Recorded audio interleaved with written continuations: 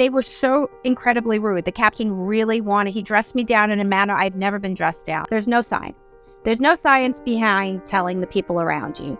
And I said, this is what I said to it. There may not be any science, but human beings are disgusting. They are messy. 98% of people who fly with food allergies have anxiety. That's a pretty high statistic. I didn't expect it to be that high. I knew people were stressed flying, but 98 is pretty high. Oh. There's just a nasal spray on an airline. I mean, that's going to be a game changer, especially for men. Just so you know, imagine it's a lot smaller than carrying a massive EpiPen. Yeah. Oh my God.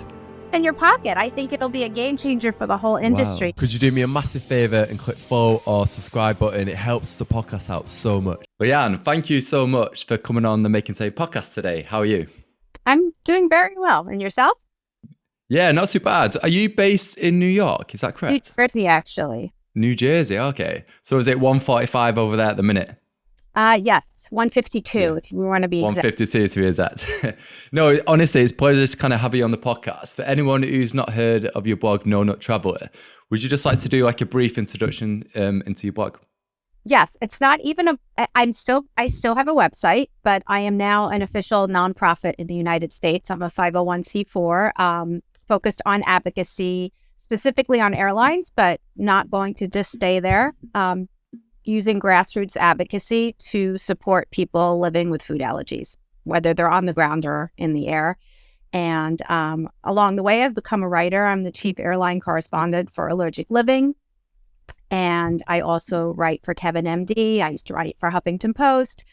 And I was recently published along with Ruchi Gupta's group, specifically lead author Chris Warren, about a almost 5,000 person survey on experiences of passengers who fly with food allergies. And we can get into some of that research. And it's really, really exciting. I was just at the Quad AI meeting where Chris Warren presented it. And it's not surprising to me. It probably won't be surprising to you, but some of the results may be surprising to people who treat us.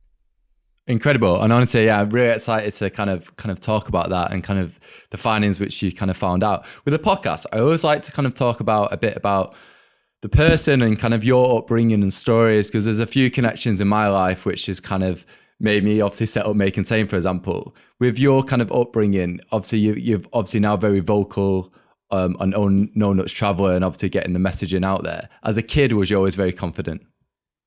No. Definitely no. Okay. I'm not a writer.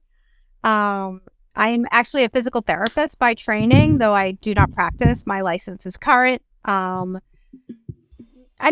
I always, I guess, like to advocate for other people, whatever social justice issues, whether it be homelessness or women's rights. So I guess I have a little bit of that in me, but as far as like what I'm doing now, no. If you gave me a crystal ball, I would tell you that there was no way that I was going to stand up in front of a lot of people and airlines and FAA and speak to people about policies. No, I wouldn't say that. It was really, sticking up for my son who has a life-threatening peanut allergy and seeing all the pushback from the industry, from, just from people around us that, it's one thing to have an injustice happen to yourself. It's another thing to have it happen to your child and then think that that could affect his or her future choices. So I think it really came from there. Yeah. And you've got, is it 3 children? I have 3 children. Only my youngest has a nut allergy. And Joshua has got an allergy. Do you remember how old was he when you found out about his allergy? Well, when he was 1, he was diagnosed with an egg allergy, and they told me he wasn't allergic to peanuts. And, the advice at the time was don't serve him any until he's 2. So when he was 2, he asked for a bite of my peanut butter sandwich, and I gave it to him, and he just got like a little smear of peanut butter on his lip and literally head to toe hives. Straight away, yeah. Thankfully, we had an autoinjector from the egg allergy diagnosis. And I kept saying to myself, because it was an unknown bread that I had given him, and I kept saying, maybe the bread had egg, maybe the bread had egg. I was just hoping. Yeah. And of course, it was. So is it just egg and peanuts he's allergic to, Joshua? He used to be allergic to all tree nuts, peanuts, and egg. And he outgrew all tree nuts and egg. Oh, amazing. So just peanuts. Yeah. How is it? Because I know in the UK, it's actually quite hard to get an appointment I get a lot of parents kind of reach out to me trying to get appointment for the kids to do kind of the allergy test. Was it quite difficult for yourself in the US? It's really not that difficult. In our area, there are a lot of specialists. There are definitely places in the United States that they don't have a lot of board certified allergists. So then you absolutely do see that. We're really fortunate in the New York, New Jersey area that there are a lot of physicians. Having said that, like getting a food challenge is often very, very difficult. So like I said, like we thought my son had outgrown egg and tree nuts. And, you know, in New York, it would have taken me a year to get a challenge. And then I did it in New Jersey. And, it, you know, so you have to be flexible and think out of the box. But yeah, I mean, he'd probably still be avoiding them. You know, it's just it can be frustrating. Yeah. How's it been with, you know, obviously recently, desensitization, where obviously they give the kids under kind of medical supervision a bit of peanuts until they become kind of immune to it. You mean have you seen are you talking about oral? I mean, it works for a lot of people. I mean, but for a lot of people, it doesn't work.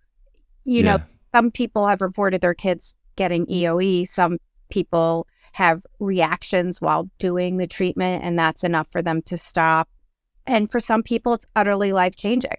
For my son, we chose to put him in a clinical trial when he was 8 of the peanut patch, and he's still wearing it 9 years later. So my advocacy hat has been seeing how long it takes the FDA to approve a drug, and we've been very frustrated at the slow pace, especially since the patch works best at young ages. Yeah. And I've never really... Yeah, I don't really know too much about the patch then. Is it just a patch on the... Yeah. Patch of peanut, and it's getting into your skin and desensitizing you. And really the only side effect is sometimes like some itchiness or redness at the patch site. However, the flip side is you don't know how much protection you really had unless you do an oral food challenge. And he's, you know, many years away from that we've done that. So we're probably due to do one soon just to see how he's doing. Yeah. I was going to ask, like, how is Joshua? Obviously, is he quite vocal about his allergy? I know a lot of children now kind of suffer with anxiety. It's something I've experienced later on in life. How has Joshua been with his allergies? I don't think he suffers from anxiety, but I do think based on all the advocacy we've done, I mean, he's gone to places where the patch company, he's spoken about, you know, being in a clinical trial, and he doesn't have any problem with public speaking, but I think at this point, like he's a top 50 in the US tennis player. And he's 17. I don't think he wants to be defined by his allergy. You know? Yeah, I think that's so important as well. Yeah. He will speak up about it, and he'll talk to chefs, and he'll carry his autoinjector. But I don't think, especially since my whole being is about like advocacy based upon what happened with him, I think his being right now is to not really focus on the allergy. And sometimes that can be frustrating to me if he does. He has left his autoinjector. Hasn't everybody auto-injector somewhere at some point? So, and I think that's what's so scary to us when we hear of cases that are fatal, and thankfully they're so rare, but the mistake that led to them is not a rare mistake. So, you know, when you can replay having made that same mistake as a parent or even as a person with the allergy, you know, that's when like those low statistics don't really make you feel better. Yeah. Or they make you feel as confident as I think those people that are handing those statistics out want you to feel. You said obviously it's in the top 50 in the US within kind of like tennis. Is that something he's been very passionate about doing from a very young age? Yes, since he's 3. Yeah. He picked up a tennis down. The rest of us don't play tennis. So it's really self-driven on his part. And it's been interesting as he learns how to manage his allergy and doing that. And, you know, because he's part of like a circuit of kids from the Eastern Division where we live, they kind of know to look out for him. So it's been really good. Like I have actually seen other people snacking on peanuts before a match, and one of Josh's friends going up to him and go, "Yo, dude, you know you're playing. You gotta go brush. You gotta go wash your hands properly." You know, so I think like other people look out for him. It's been really, really nice to see. Because actually when we first started into the tennis world, there was someone else older than me who had kids with allergies, and she told me like kids would intentionally eat the product that their kid was allergic to psych them out before a match. And thankfully, I heard you said that We have not Yeah. encountered whether or not that's going to come up in college. I don't know as things get more and more competitive, but we've been very, Yeah, I heard very you say fortunate. that on the podcast, and I was so shocked by that as well. How's Yeah. it been then? Obviously, does he just like bring his own food? How's it been? Obviously, in regards to his allergies and making sure to kind of reduce that kind of risk of cross contamination. Well, for now, it's not that we have certain chains that we feel really safe with, and we usually search out where those chains are going to be. So if the chain is going to be near where the tournament is, then we're good to go because we know we always have backup. And then we always bring tons of snacks and safe granola bars. And obviously, we always have way more than what we need, at least triple what we need. Yeah. You know if you're going to have delays. You don't know. In fact, one tournament they got there and it was Thanksgiving weekend, and nothing, and that chain was not open for Thanksgiving night, right? And like, of course, if you really think about it, how could we expect that they'd be open? But I wasn't with him. Called me up and he panicked and he's like, they're closed tonight. I'm like, well, that's why you have instant mac and cheese. That's why you have, I had said that is why all that food that you complain that I'm taking up in your suitcase, but actually now you're going to use it, and we always make sure we have a room with a microwave and a refrigerator at a minimum. So does he travel quite a lot around the US? Is it all over then? Is it in different countries as well? Not yet. That he's not. The kids that are on the circuit that are homeschooled, they do what are called ITFs, and most of them, yes, are in all different countries. But we have him in a regular school, so he can't take off that much time. He might not be happy with us for that, but that's what we chose to do. So right now, it's just travel in the United States. Yeah, and I kind of heard like one kind of really scary experience you had, where he was at a tournament and he felt like he couldn't breathe and he went into anaphylactic shock. My husband decided to try to cheer him up when he lost a match, and they had a good amount of time in between, and he took him to Dairy Queen, which has peanuts all over the place, right? It's just not. Yeah. I wouldn't choose that place at home. Never mind away when he's playing. And we do have a rule now, like I thought we had the rule before, but now we have the rule set in stone that there's nothing new being tried at a tournament. No new place, even know that it's safe. No new dessert. No, nothing new. But he gave him the Dairy Queen. It was just plain vanilla soft serve, so there must have been some cross-contamination. And he started playing the next match, and the opponent said that he started coughing a lot, and then he took a knee, and then he said, I can't breathe. So they went to the ER, and he was fine, thankfully. But, lesson was learned by him and his father. Yeah, I know. It's so I know I live with a nut allergy myself, and like even when I'm abroad, I try not risk eating something brand new unless I know it's completely going to be safe. Like if we go back to kind of 2013 and your experience with Joshua at the airport, can we kind of discuss that of what happened? Yeah, he was 8 at the time, and we were waiting to board a plane, and there was someone sitting right behind us in the departure lounge, and everyone else in our group, except me and Josh, buy snacks. But I had Josh's safe snacks with me, and I had told him he couldn't even go with his brother and sister because the chocolate store they were going to was making a fresh peanut butter fudge. So the woman heard me say to Josh he couldn't go with them, and she turned around and she said, does your son have an allergy? And I said, yes, he has an anaphylactic peanut allergy. She goes, well, you better move. We're all going to eat peanuts here. Totally fine. I appreciate the heads up. We're in the departure lounge. And I moved like sort of across the way. And her 3 sons followed us, and they started throwing peanuts up in their mouths, missing them on purpose, crushing them under their feet, and then sort of pushing the dust towards us. So scary, yeah. So at this point, I had already ascertained that they were going to be on our flight. So I stood on the customer service line. I get to the front of the customer service line, and they're like, we're sorry, ma'am, this is not a customer service issue. I'm like, what is a customer service issue then? So then I asked the managers at Denver Airport, and the last United manager looked at me and he looked at Josh and he said, well, if you think he's going to die, just don't get on the plane. At which point, Josh, who had never been scared of allergy, became scared, and we did not board that plane because he said, you can't put me on that plane, Mom. The man says I could die. Please, I'm only 8. I've got my whole life ahead of me. And so I sketched out something the next day on like what I wanted I still have the sketch, like what I wanted my website to look like, that I wanted other people to have a place to share their testimonials, that I wanted a place that like you could click and file a complaint to the DOT. And, because I started researching and my story was like the tamest, I wasn't kicked off, yes, that man was very rude and demeaning to me, but there were far more egregious situations out there. And I wasn't, I found my niche, I figured, do something about this.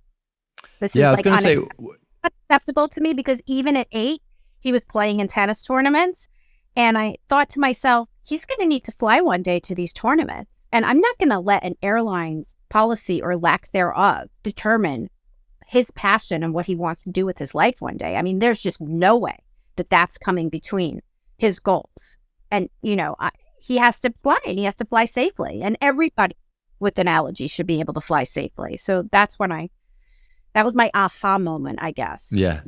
It's so difficult as well, because obviously every airline's obviously got like a different policy. When you did that initial kind of research, when you looked online and you realized your story is probably the tamest and there's much more kind of horror stories out there, was there any kind of resources to, like you said, you've built this website now where you get testimonials and people can kind of submit their experiences. Was there anything like that at the time when you was looking? There was nothing. There was nothing, literally. Yeah. So that's why, I mean, if there was something, I would have worked. I didn't need to reinvent the wheel if there was something. Yeah. No, I mean, there was no resource for me. Yeah. And then how's that been? Obviously, over years and years, is it amazing, obviously, to gather kind of everyone's kind of personal experience, and then obviously it's incredible the work you've done, obviously kind of changing the law, so obviously you can kind of board the flight early. Can we kind of talk a little bit about that?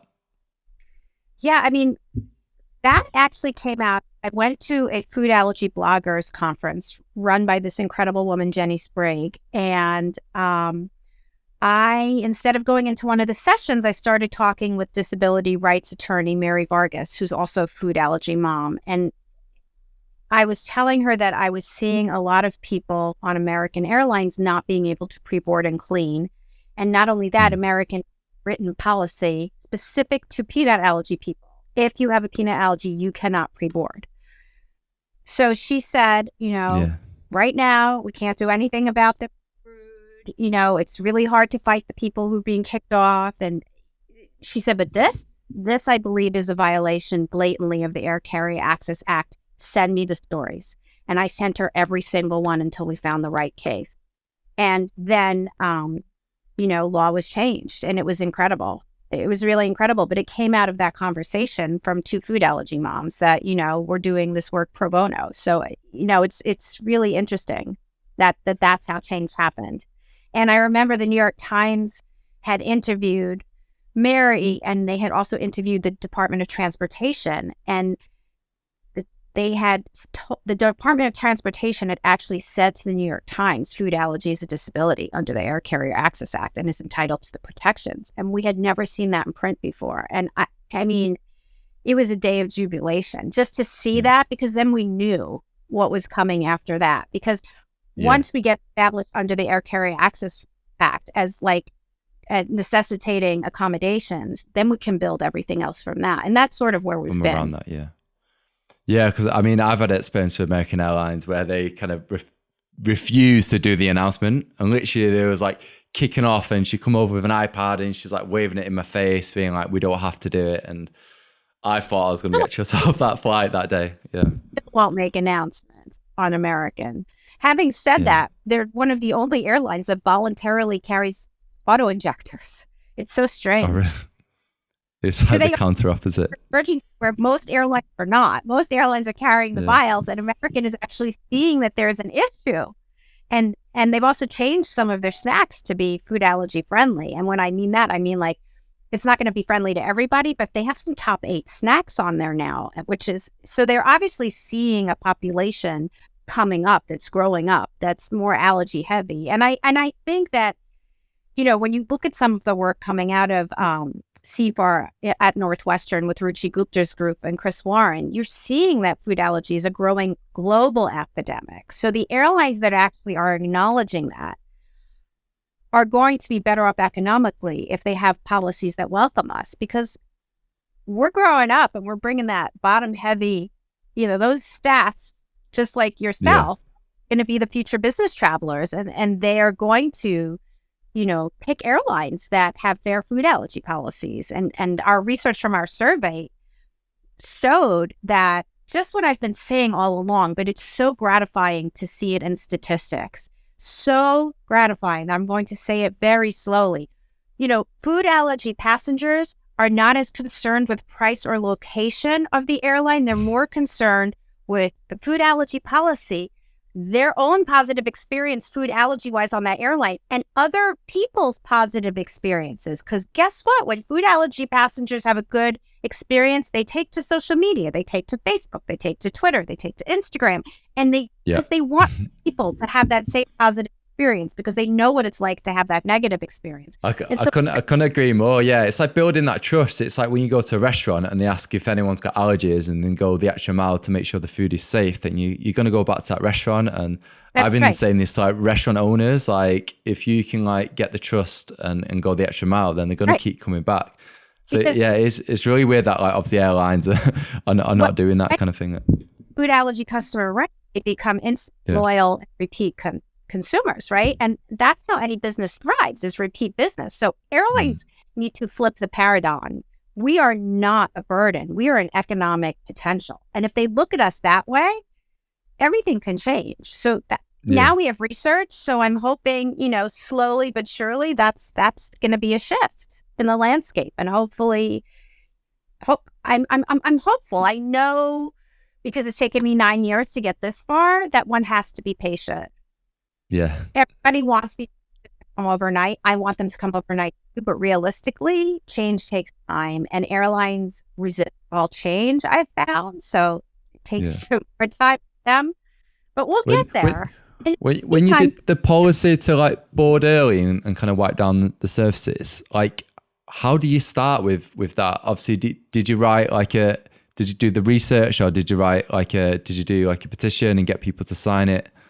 No, no, that just came with bringing that case law, like collecting testimonials on my site, putting them together, getting with an attorney, and realizing that this is a right everyone with a food allergy has to board. That's incredible, Because if you think about it, during a general board, especially if you have a young child with a food allergy, how are you going to get in there and really clean? It's best done when other people aren't around and your child can stand. Yeah, because I've had allergic reaction before, because basically I didn't wipe down the surface, and I fell asleep and I woke up with hives on my arm. Yeah, and because I was in a rush. Yeah, so simple, and it mitigates so risk. And not only that, how many times have I stuck my head under a seat when I'm pre-boarding and picked up those peanuts? I mean, and that's on airlines that don't serve peanuts. So, I think that people think that we're asking for too much, or we're trying to game the system by getting on early, but that's not. There's no privilege in sticking your head under a disgusting airline seat and sticking your arm. There's no privilege in cleaning. And it's filthy, by the way. It's not just peanuts we pick up. So planes are not being cleaned. We know that. Yeah. Maybe we're being cleaned during COVID, but now the turnaround, there's no way. Yeah. Even coming back from this conference, they let the previous occupants off the plane, and 10 minutes later we're boarding. How could they possibly clean? Yeah. It's impossible, which is why we just need to get off a few minutes early. And as far as being able to tell the people around us, a lot of the pushback I get and still get is there's no science. There's no science behind telling the people around you. And I said, this is what I said to it. There may not be any science, but human beings are disgusting. They are messy. And when they eat, they're messy. That's all you need to say. I have spoken to people who have seen people catty corner from themselves, shelling peanuts on top of a computer and then pushing the dust into the oven, right? To clean it off. I don't need science to if that dust flies up in my nose and he actually inhales it. It's not about airbornes per se, but that would be an airborne exposure. That really scares. Yeah, because that really scares me. And I'm getting a flight tomorrow to Madrid in Spain, and it's a friend's stag do, so there's loads of us. and I thought it was with British Airways, and I found out about an hour before this podcast it's with Iberia. I think I'm saying that right. And their policies when I went online was they serve nuts, and I know I read a few articles where people have like boarded the flight and they refuse to do the announcement and they still serve nuts on the flight. And I'm really stressed out now because it's just so scary when you read up about these stories and then you board a flight. So yeah, I'm very anxious about Even if you don't pre-board, which hopefully you can, but I don't know how much that depends on each airline. But as long as you clean surfaces, especially on an airline that serves your allergen, a lot of the risk goes down. Then you don't take the food, even more risk, goes down. So I mean, it's not ideal, but you can fly. Is there much research in regards to, for example, safe? They say to me, Dan, we'll do the announcement, but we're still gonna serve nuts on the flight, and I'm gonna wear a face mask anyway. Right. Is there chances of, and I wipe down all the surfaces, but is there chances of me having an allergic reaction if someone a few rows behind me starts eating a bag of nuts and the air's circulated? I've heard that I wouldn't go into anaphylactic shock, but I might come out in a rash. Is there much research into that? I mean, that seems to be accurate, especially if you're wearing a mask and you're careful about wiping down your surfaces. I still think they should be able to tell the people around you to be careful, because why should you be anxiety provoked the entire flight? I mean, that food come above a person's well-being. I will never understand. And I bet you if you tell the people around you, they'll be careful. And most part, if you're respectful and you ask nicely, most people, not all people, which is why we need policies, but most people will be kind. Yeah. I have found, even on airlines that won't make announcements. Yeah, if they're not going to do an announcement, I was literally going to say to the guys, there's 14 of us, we'll tell everyone on that bloody plane, I've got an allergy not to eat nuts if I have to, and I'll go to each person individually. People around them, like I have a life-threatening allergy, I would really, if you don't eat nuts around me, just like little business cards, and then give it to people around them. Thank you so much for keeping me safe, something like that. I do know some people who do that. Yeah. There's strategies people use. Can we talk about the importance of dialogue, and kind of having that dialogue with obviously the crew staff or the air hostess when you do get on a plane and kind of mention you got an allergy? I know you spoke very kind of openly about this online, about doing it in a calm manner. Can we kind of talk about that? Yeah, I think it's so easy to be triggered today in general. And flight crew are under so much stress and have so much responsibilities. And we assume as parents or as adults living with food allergies that people actually know what a food allergy is. And it's been my experience that since airlines do no food allergy training, most of them don't carry autoinjectors. They actually don't know. They might think it's a runny nose. They might think why am I bothering to do any of this? On the flip side, if you come across as demanding and you start talking about death, then the captain has the right to throw you off. I'm not saying that's right, but if he thinks or she thinks that you're going to have an attack, and they're going to have an emergency landing, they may think of you as too much of a liability. So it's the language somewhere in the middle. It's really difficult. And sometimes you'll get a crew. When I was on a flight, for Josh was doing a tournament a couple months ago, we were on a flight, United actually, God help me. And literally they tried everything to throw me off. They tried to bait me into, the captain wanted to throw me off. The flight attendant wanted me to throw me off just for disclosing the food allergy and asking if their own policy was that you could ask the crew to tell the people around you to be careful. I did not ask for suspension. I just asked to disclose. And they were so incredibly rude. The captain really he dressed me down in a manner I've never been dressed down. And I managed to calm. I really did. People on my page are I would have been thrown off. I'm but what would that have gotten me? He needed to get to this tournament. He's looking at me with these eyes. So finally they came back after trying everything to get me to leave. And they're well, do you have auto injectors? I'm I have 6. And they're oh, well then we could serve even him the nuts. And even if he ate them, we could just use the pen. I mean, this you joking? And you know what? I could have then taken that and gone nuts, no pun intended, but I just stayed silent because they were going to kick us off if I said anything else. And we get up in the air, and they're making their way down food and beverage. And someone a couple rows behind us, I hear her say, I was on a plane 2 weeks ago and we had an emergency landing due to a nut allergy. If I were you, I would do something about it. And all of a sudden they came and told the people around us to be careful. I can't make it up. Like, of all people to pick on, they decided to pick on me. But being calm is really important. And it's interesting. So I got a message on Twitter from someone maybe 3 weeks ago, and they're like, I just read about, some awful testimonials on your site on Emirates, and I'm flying Emirates tomorrow. And my daughter has a food allergy. What can I do? And it was one of those, I'm like, oh my God, like, what am I going to tell this? I know people have been thrown off. I know people have sat in the bathroom because they're doing nut service anyway. They're just, what can I even say? It's kind of, I feel like impotent. And I said, the best thing I can advise you is it's up to the individual crew, and be as kind as you can and try to explain things as nice as you can. And they wrote back and they're like, thank you so much for your advice. We toned it down. We had a great experience. I'm not saying every Emirates crew will be that way. Yeah. But had they gone on and said, I know you did this and I know you did that and my kid could die, well, either they're not going to do anything or they're going to kick you off.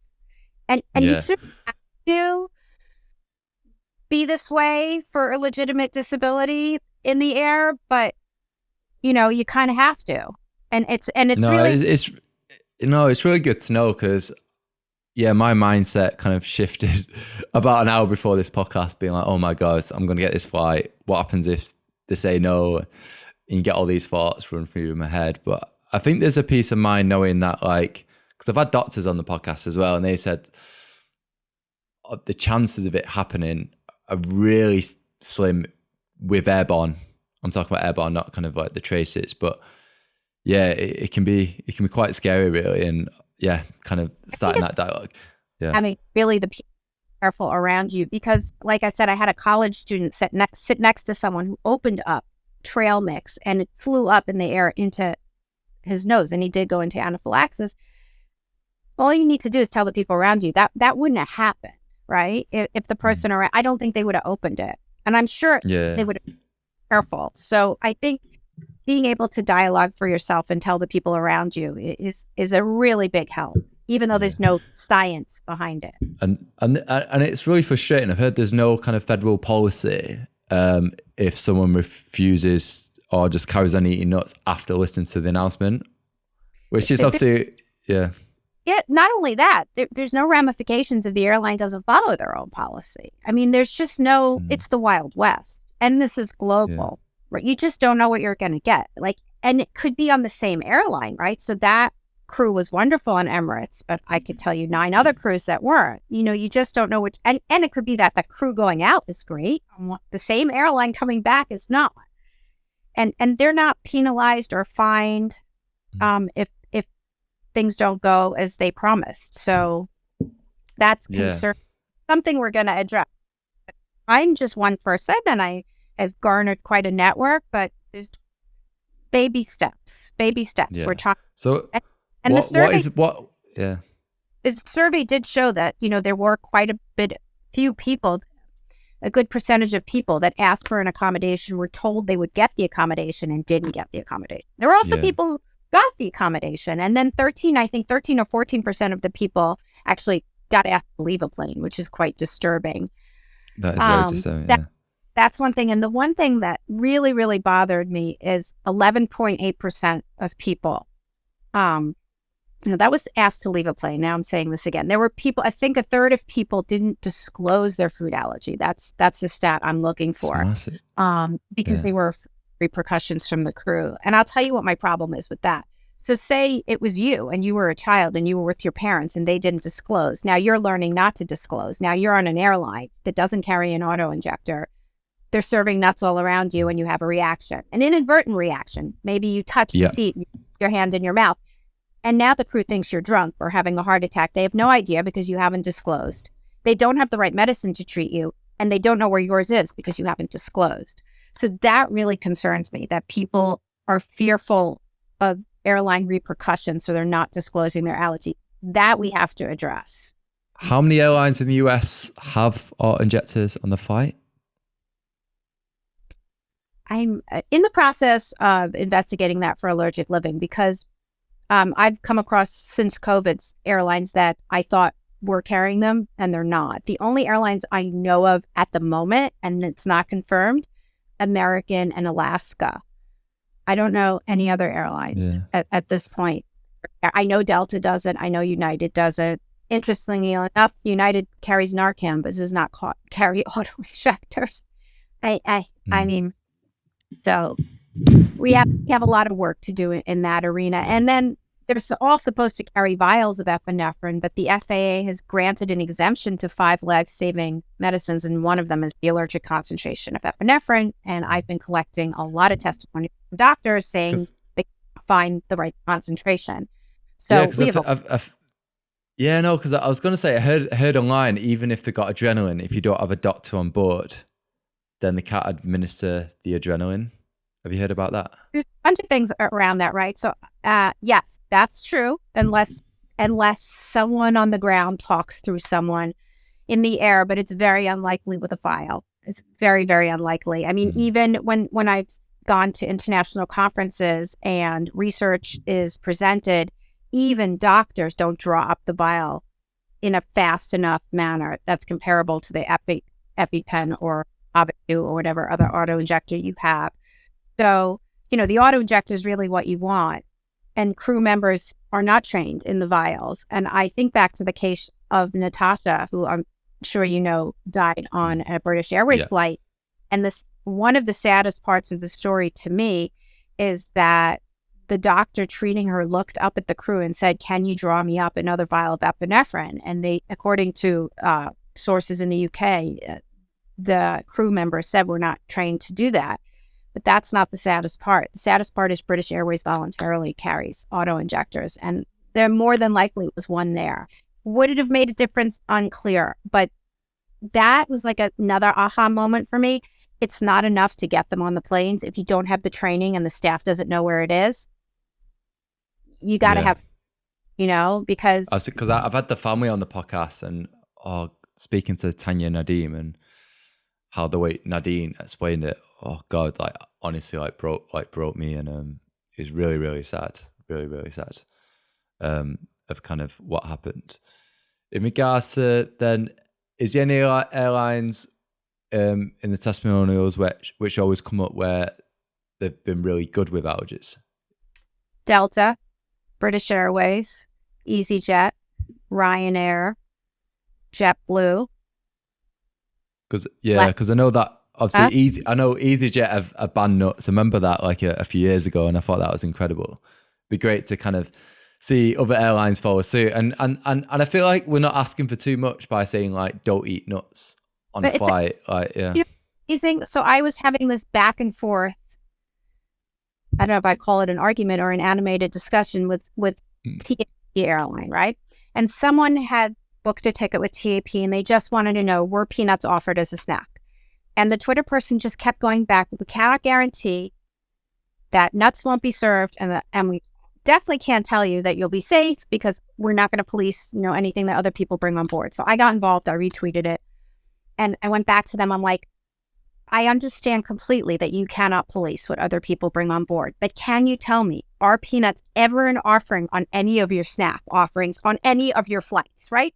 Totally reasonable question. It's yes or no. They would not give me an answer. And they kept going back saying, understand what we're saying, Lianne. We can't guarantee what other people, and I'm like, I understand what you're saying. I just want you, and they know the question. It's so like a black or white. Yeah, it's like black or white. Just give us an answer, and I know, Say you have to go to Portugal for your next, and you're choosing between them and another airline, and you preferentially would like an airline that doesn't serve your allergen, and you're trying to do the research and they can't even give you a straight answer.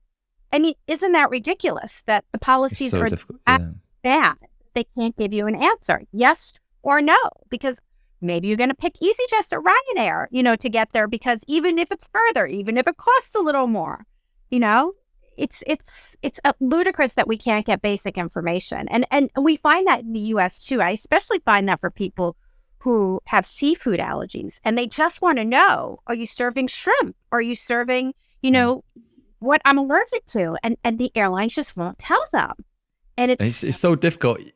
Yeah, it must be so frustrating. And with fish as well, the protein is more likely, I've had doctors on the podcast, to carry over and then for them to go into anaphylactic shock. So like fish is actually potentially more dangerous than nuts in some ways because of the protein. Yeah. Steaming it. I mean, and that they set these menus like months ahead of time. So please don't tell me you don't know what's in your food or what you're serving. Of course they know. This is how an airline is run. Yeah. So, can we talk about special meals as well? I know we kind of touched on it just before the podcast. You and your viewers may not like my opinion, but to me, I'll give you a great example. So someone ordered a vegan meal the other day on Twitter. And they said, my flight was ruined because chicken came inside my vegan meal. Real chicken, right? So, oh my God. and can you imagine if it was a real allergy? That's what they had said. And I'm like, it was obviously a mistake from the catering facility. It was inside the sealed meal that was vegan. And you hear things like this all the time, whether it's like a wheat roll being served to someone that has either a gluten intolerance or a full-fledged gluten allergy. And we hear about recalls on the ground every day. There's another company saying, oops, this happened in manufacturing, or this has undisclosed peanut in it, or the wrong label went on. Why on earth would you take that risk up in the air? This is a risk we can eliminate. We can take, I've had people say, well, I had a reaction to the chocolate cake and they told me there were no nuts in it. I'm like, what are you doing taking chocolate cake up in the air? Like, it's awful that you went into anaphylaxis, and it's awful that they told you that there were no nuts in that. But staff are not trained on cross-contamination.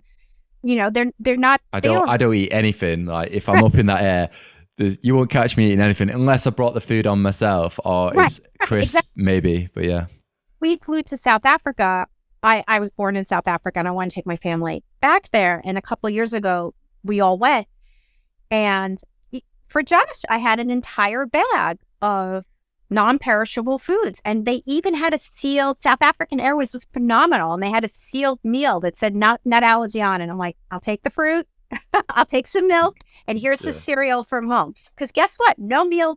When did you ever dine, even if you're in business class, when did you ever dine on a meal where you said, my God, I can't wait to fly that airline again because that meal was, I just can't wait to eat on it again. Yeah. No meal is worth it, right? No, it's actually, it's really insightful. I actually had Mark Walpole, who I think actually recommended yourself. And obviously he works a lot with obviously special meals and making sure they're allergy free and stuff. And it's a really difficult one. And I think it's absolutely incredible, obviously making food which is safe.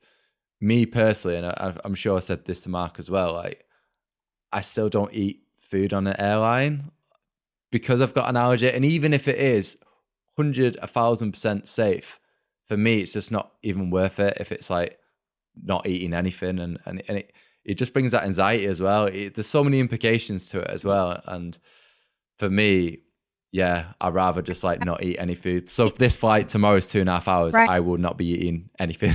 Maybe before the flight, but not during the flight. Right?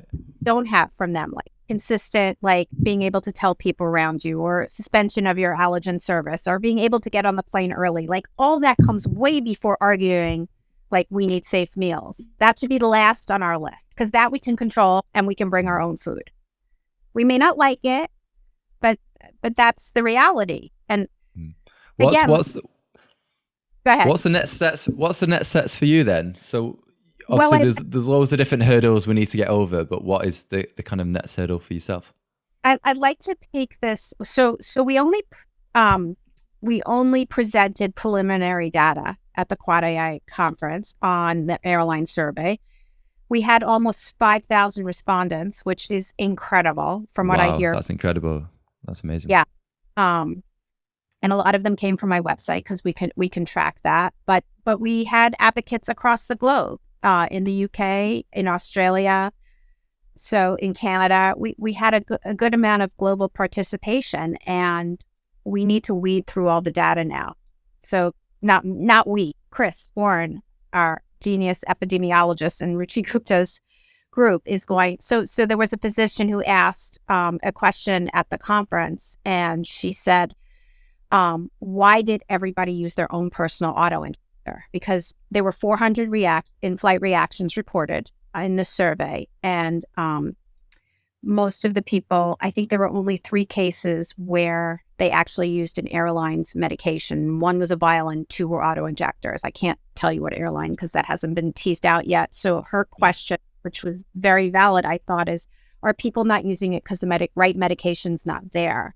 So that'll be very interesting because we are trying to get autoinjectors on all planes, and they should be on all planes. It's absolutely ridiculous that they're not. I mean, it's best practice medicine.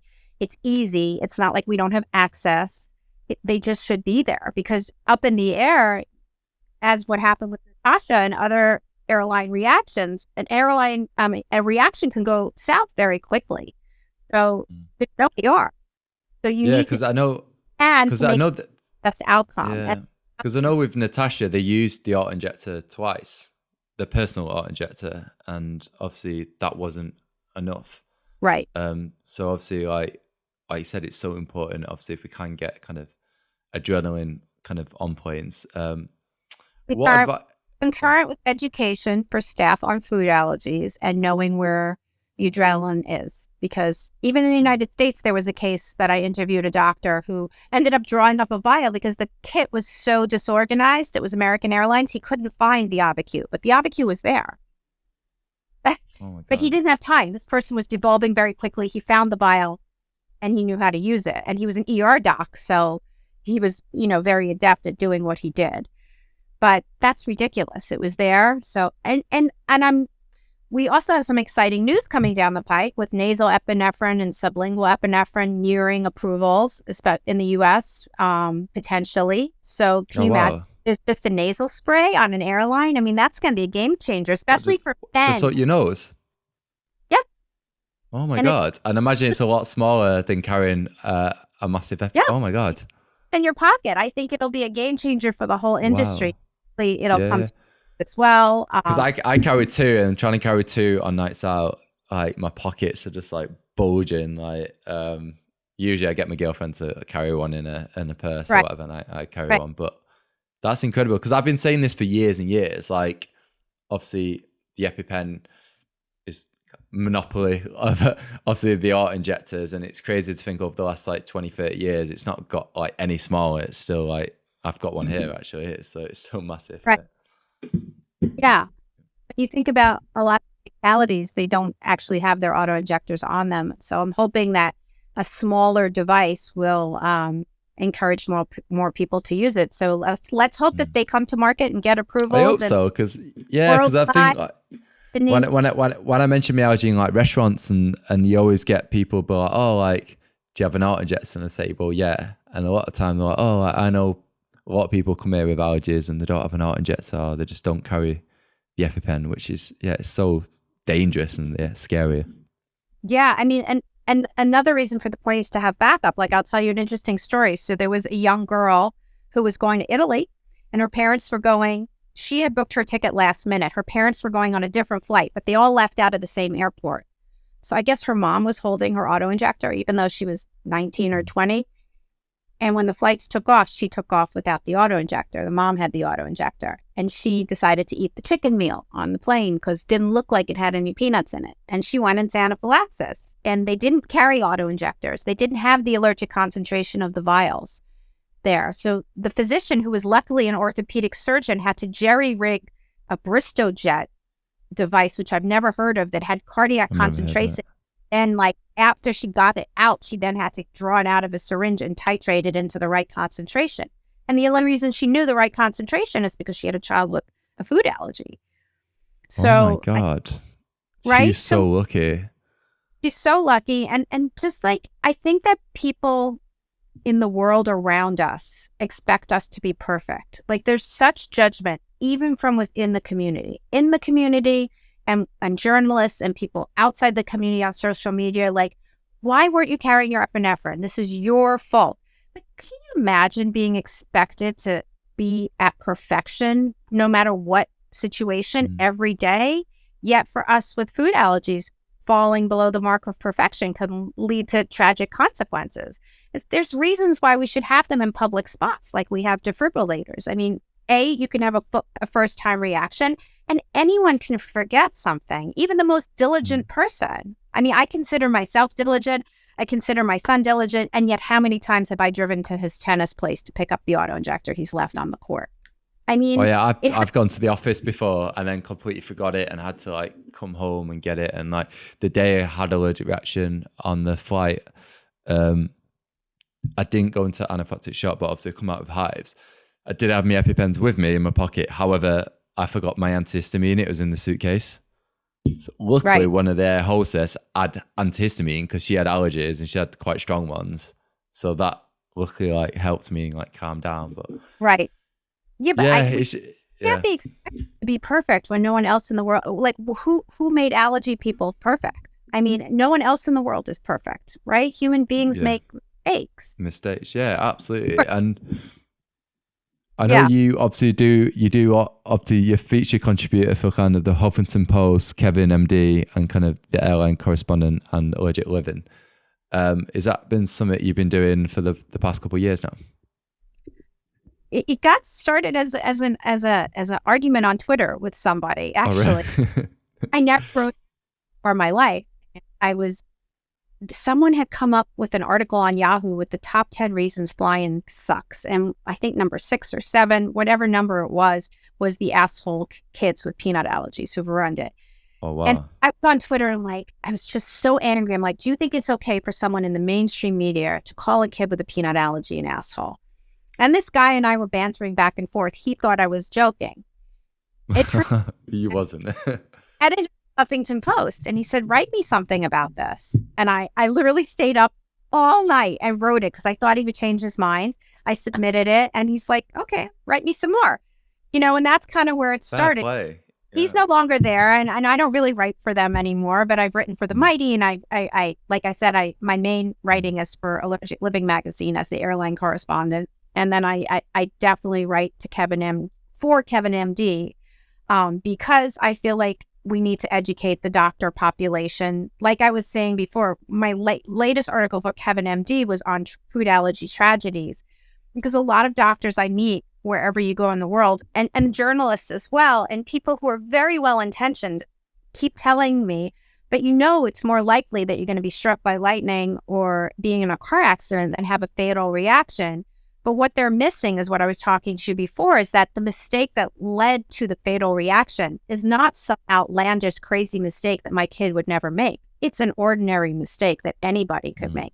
And that's what makes it stressful, so that the low statistics of death, while comforting on its face, don't comfort as much as people think they would. Because, the girl who died recently in California, who left her autoinjector on the party bus and the party bus went off, and the kids were doing CPR on her in the parking lot. I mean, while her autoinjector was bye-bye, anyone could leave it, right? Anyone could leave that.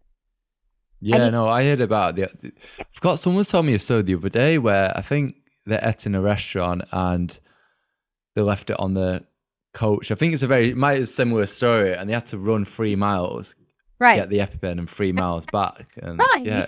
Like the allergen, you can't, and there have been cases of that. There was someone in university a few weeks at the beginning of the year that Allergic Living reported on, someone who it had never happened to before, and he died. Because I talked about this like recently. So basically, the new season started on Monday. I had Professor Adam Fox, and we kind of spoke about obviously the likelihood of fatal anaphylaxis in the UK is quite low, but I think a lot of parents think it's a lot higher than what it is. And then I think someone in the US commenting, well, you've not considered the US. But I was like, well, no, on the podcast, if you listen to it, was talking about the UK demographic. But yeah, I think with social media, I've always said like even on social media, it's always at the forefront, and it feels like it could happen. And like you said, it is very slim, but it's good to have these conversations as well, because I think it's so important, because I thought it was a lot higher than what it was. And it does give me a little bit of peace of mind that is lower than I think. But then you hear about over the past like month, I think there's been like 3 allergy deaths. 5 now. God, that's what I mean. So you hear this, but then obviously a quick Google search, like that's too many, one's enough, but then 5 in the last like month or two is a tragedy. Yeah, and I again, what I think is that the mistakes they made, anyone could make. And I'm not saying that you should walk around being fearful all the time, but throwing low statistics in someone's face isn't necessarily the whole answer to tampering their anxiety, right? But thankfully it is low. But you never know who's going to make that mistake and who's, going to have that reaction. So, we do have to be careful. We do have to be proactive on the ground and in the air and speak up for ourselves, do it in a kind manner, not get alarmist. That doesn't usually help. Use whoever you have in the UK or the US as resources. I've always found, like, when mistakes have happened at school, I use an Allergic Living article even before I started writing, because instead of me being the parent that becomes hysterical, so I got into school one day and I was adding something to Joshua's epinephrine kit, and the nurse was absent, and the substitute nurse took 30 minutes to find his autoinjector kit. To find the key to the cabinet, and then she took another 15 minutes to find the kit. And I did address it right away, but one of the ways I addressed it was showing them articles on delayed epinephrine and how that led to more tragedies or worse outcomes in the hospital. And that really got them to act, as opposed to me going, oh my God, he could have died. And he could have. If he had a reaction at lunch that day and something was unsafe, but knowing how to have the arguments with other people and using either statistics from your advocacy groups or a resource that's respected like Allergic Living, I think goes a long way. And we do know now that a lot of schools do lock up epinephrine, and it is something to be addressed. I don't know if that's something that's in the UK or not, but I've heard, yeah, I've definitely heard about it before, being locked away, even before you discuss what happened from your own personal experience of it being locked away or not being able to kind of find it, which is obviously kind of, yeah, it's really scary if that happens to kind of any parent kind of thing. And another self-carry, right? And teach children at a young age to always have their medication on them. Yeah. I think. So there's a lot we can do. There's more we can control than what we can't. And I think that is heartening. So instead of telling me the low statistics, yes, it may make you feel better, but tell me what I could do to like not be part of those statistics. Like, what are the tools you can give me? Always carry your auto-injector. Don't take a meal on a plane. Get on even if you can't get on board, make sure you wipe down every area on that. Honestly, like that, because I never used to do that. And I don't know if it was just like me just being a bit blasé, like this isn't going to happen to me. I don't know. I just never did it. I never really thought about it, to be honest. And I'm so vocal about my allergy, and I have been for years, and I've had making same for the last 5 years, and it's not. And I've heard about people used to cover the whole seats and stuff, and I kind of understood it, but then I was like, oh, like what is the chat? But like it does happen, and I think that's just me being really honest as well. Like this flight tomorrow, I'll definitely get some antibac wipes from the airport or tonight, and just make sure that I've got them in hand. You could get your hands on a disposable seat cover. It's not a bad idea to put it on if it's an airline that serves your allergen. It's not necessary, but what was it? Was there any, like, obviously when you recently had the meeting in was it in March, or the recent meeting in regards to the airlines? What's last week? Last week. Was there anything what really kind of shocked you, or anything you was unaware about which kind of took your attention? About the airline specifically? Yeah. Yes. No, I mean, really everything I expected came up. Came from that, yeah. But what it surprised people is that 98% of people who fly with food allergies have anxiety. That's a pretty high statistic. I didn't expect it to be that high. I knew people were stressed flying, but 98 is pretty high. And some people can say, well, maybe you surveyed an anxious population to begin with, but I will say that a third of those people reported positive experiences on airlines, yet they're still anxious. So I don't think so. I just think that I don't think there's any resource. I don't think there's any resource for people with anxiety and allergy. And I've had clinical psychologists on the podcast, and there's very few of them as well. Whereas like in the US, with like Mount Sinai, they get that support where they get a clinical psychologist to help the kid with allergy, anxiety, and everything else. that's where we had they didn't used to have, I was never offered clinical support as far as Oh, really? psychology. No, and my son was in a clinical trial. I sought it out myself when he started talking to kids at school about dying because he had to do a challenge. And, we've had support ever since, but it was not right now. It's the thing to do, but it wasn't back then. It wasn't. Mm.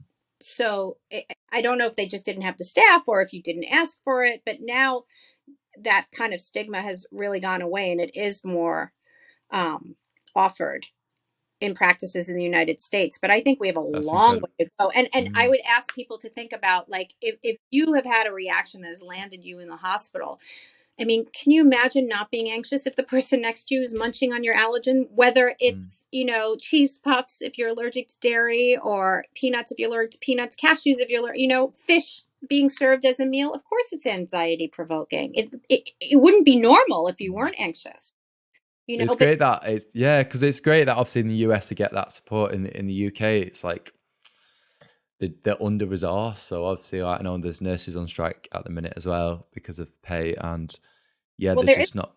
there's Yeah. a wonderful resource called the Food Allergy Counselor, and she has a lot of downloads and sheets that you could even, Oh anyone wow. where you live. She provides actual clinicians. She has a directory in the United States, but she also does a lot of helpful posts on, dealing with tragedies and how to talk to your children, how to think about it yourself, and they're all like ways to positively shift the mental status. And I think you could send people there as a resource no matter where they live. Yeah, I was gonna say in regards to like, I mean, brings me on to the next question, which works well in regards to like resource with parents with kids with allergies. Is there any kind of go to websites you use or you could send parents? I mean, I know I'm biased, but I love Allergic Living for no matter where Yeah. you are in the globe, because they tackle all the issues, and there's every topic that you ever want, like how to get a babysitter, and how to eat out in a restaurant, and how to travel. I mean, there really is an article on everything. And what makes Allergic Living different is it's all journalists, and everything's vetted by the editor, and so you're getting fact-based, scientifically backed recommendations for the most part. I mean, there are opinion pieces as well, but they're all hugely helpful. And then any of the advocacy groups, you've got FACT, you've got Food Allergy Fund.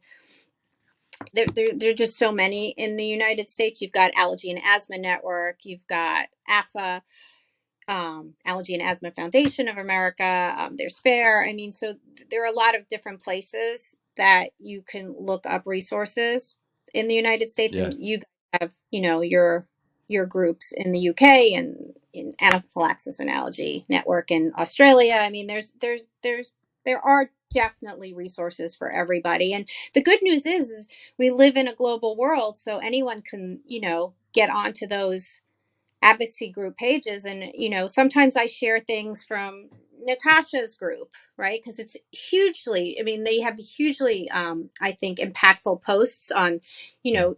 their experience with her growing up with her allergies. And I think they're always looking to prevent other tragedies. And but sometimes I'll share something from Australia, because they'll just have something that, they're talking about summer camps in a totally different season than what we are, but I feel like Yeah. it's so well written that our readers, will learn from it as well. And so I think it was one of your advocacy groups, I can't remember which one, that did the video on what happens when you leave your auto injector behind.